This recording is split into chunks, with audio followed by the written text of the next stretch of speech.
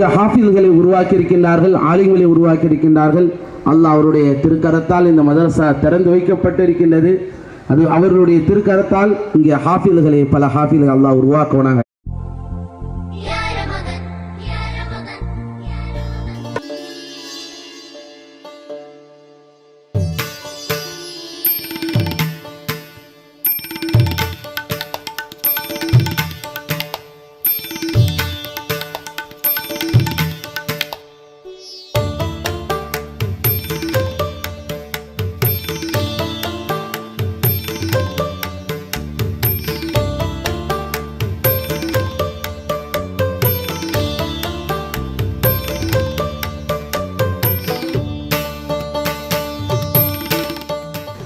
அஸ்ஸலாமு அலைக்கும் வரஹ்மத்துல்லாஹி வபரகாத்துஹு. அல்ஹம்துலில்லாஹி ரப்பில் ஆலமீன் வஸ்ஸலாத்து வஸ்ஸலாமு அலா சய்யிதில் முர்சலீன்.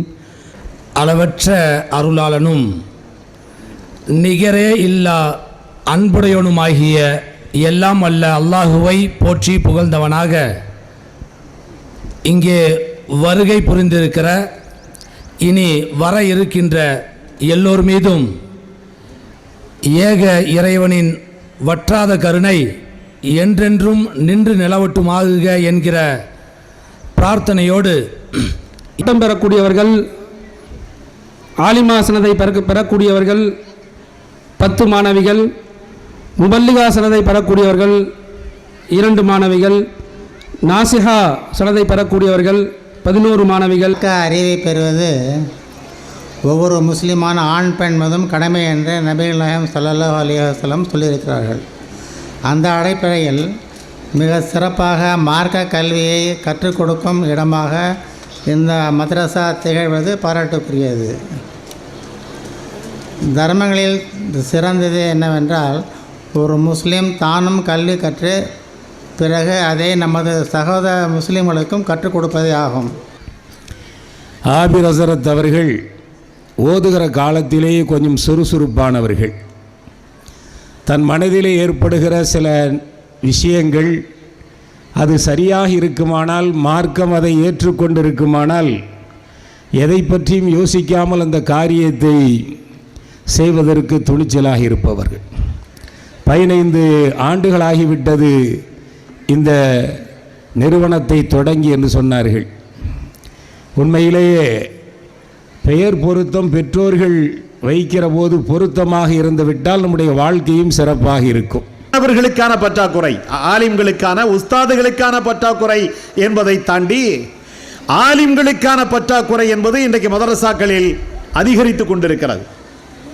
வெளி மாநிலங்களில் இருந்து மாணவர்களை இங்கே கொண்டு வந்து மதரசாக்களை நடத்த வேண்டிய நிர்பந்தம் பல்வேறு மதரசாக்களில் இன்றைக்கு இங்கே காணப்படுகிறது. இது தமிழகத்தில் இன்றைக்கு ஏற்பட்டிருக்கிற மிக மோசமான ஒரு நிலை.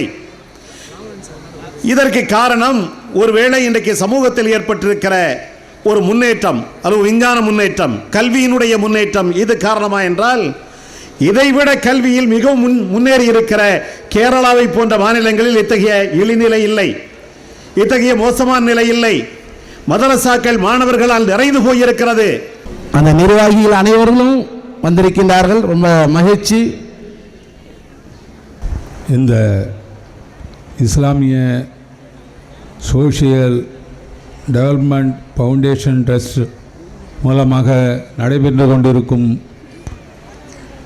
இந்த நிகழ்ச்சியில் பங்கு பெறுவதற்கு என்னை அழைத்து இந்த நிகழ்ச்சியில் பங்கு பெற வாய்ப்பளித்த இஸ்லாமிய நண்பர்களுக்கு முதலில் நான் நன்றி தெரிவித்துக் கொள்கிறேன். எல்லா புகழும் அல்லாஹ் ஒருவனுக்கே சொந்தம். அந்த அல்லாஹுவின் இறுதி தூதர் முஹம்மது ரசூலுல்லாஹ் ஸல்லல்லாஹு அலைஹி வஸல்லம் அவர்கள் மீது சலாத்தும் சலாமும் உண்டாவதாக என துஆ செய்து என்னுடைய வார்த்தைகளை தொடங்குகிறேன். ஆணையம், முசல்லா, ரேஹாலி, அல் குர்ஆன், தர்ஜுமா இவைகள் எல்லாம் வழங்கப்படுகிறது. மங்களம்பேட்டை சார்ந்த நஜிபுதீன் அவருடைய மகளார் என் சாஃபின் ஃபிர்தௌஸ். இரண்டாவதாக வெள்ளையூரை சார்ந்த சிராஜுத்தீன் அவருடைய மகளார் எமது அஜ்மல்.